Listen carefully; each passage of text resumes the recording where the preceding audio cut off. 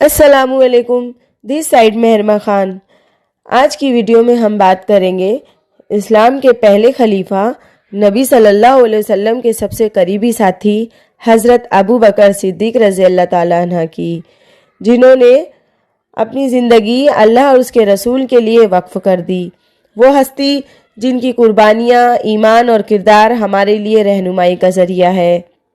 آئیے ہم اس ہستی کی زندگی سے سبق حاصل کریں اور ان کے نقش قدم پر چلنے کی کوشش کریں۔ صحابہ اکرام کی کہانیوں کی اس خاص سیریز میں خوش آمدید۔ ویلکم ٹو مائی صحابہ سیریز وتھ مہرما خان۔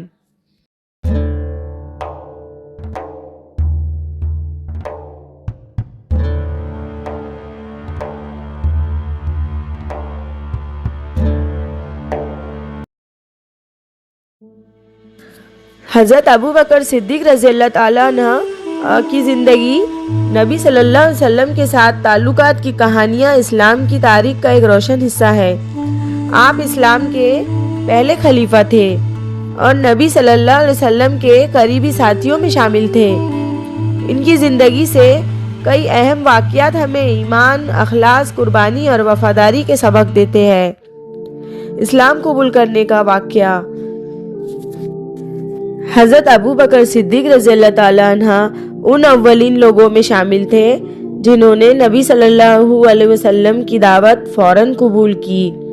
جب نبی صلی اللہ علیہ وسلم نے ان کے سامنے اسلام پیش کیا تو بغیر کسی سوال کے آپ نے اسلام قبول کر لیا۔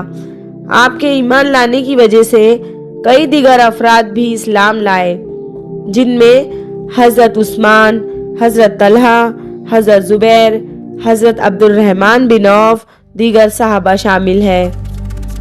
غار سور کا واقعہ۔ ہجرت کے وقت حضرت ابو بکر صدیق رضی اللہ تعالیٰ نبی صلی اللہ علیہ وسلم کے ساتھ تھے۔ جب کفار مکہ نے ان کا پیچھا کیا تو دونوں غار سور میں 3 دن تک چھپے رہے۔ اس دوران حضرت ابو بکر صدیق رضی اللہ تعالیٰ عنہ نے نبی صلی اللہ علیہ وسلم کی حفاظت کے لیے بے حد قربانیاں دی۔ قرآن پاک میں اس واقعے کا ذکر سورہ توبہ کی آیت نمبر 40 میں کیا گیا ہے۔ جب وہ دونوں غار میں تھے اور نبی صلی اللہ علیہ وسلم نے اپنے ساتھیوں سے کہا، غم نہ کرو، اللہ ہمارے ساتھ ہے۔ یہ واقعہ حضرت ابو بکر صدیق رضی اللہ تعالیٰ عنہ کی بے مثال وفاداری اور نبی صلی اللہ علیہ وسلم کے ساتھ محبت کا مظاہرہ ہے۔ مالی قربانیوں کا واقعہ۔ حضرت ابو بکر صدیق رضی اللہ تعالیٰ نے ہمیشہ اسلام کی خدمت کے لیے اپنی مال و دولت کو خرچ کیا۔ ایک مرتبہ نبی صلی اللہ علیہ وسلم نے صحابہ اکرام سے دین کے لیے مالی تعاون کی درخواست کی۔ حضرت عمر فاروق رضی اللہ تعالیٰ نے اپنا نصف مال پیش کیا، لیکن حضرت ابو بکر صدیق نے پورا مال اللہ کی راہ میں دے دیا۔ جب نبی صلی اللہ علیہ وسلم نے پوچھا کہ اپنے گھر والوں کے لیے کیا چھوڑا تو انہوں نے فرمایا، میں نے ان کے لیے اللہ اور اس کے رسول کو چھوڑا ہے۔ نبی اکرم صلی اللہ علیہ وسلم کی بیماری کے دوران خلافت۔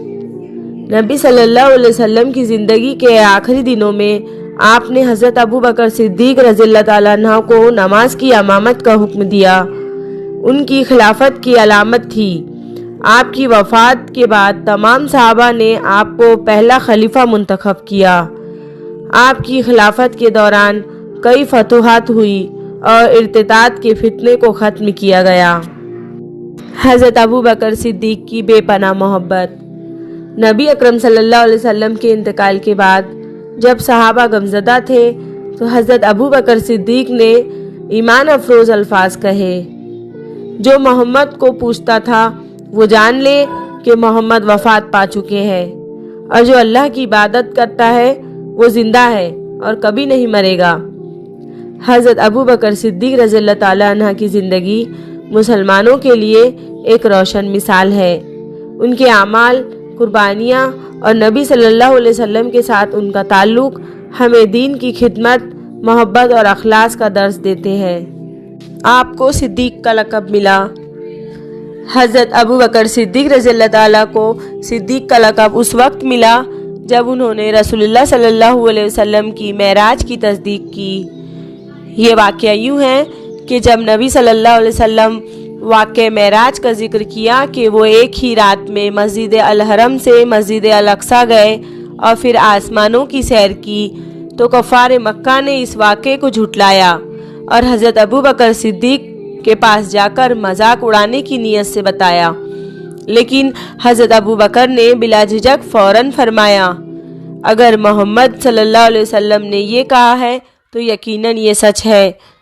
اس وجہ سے آپ کو صدیق یعنی سچائی کی تصدیق کرنے والا کہا گیا۔ یہ لقب آپ کے بے مثال ایمانداری اور نبی صلی اللہ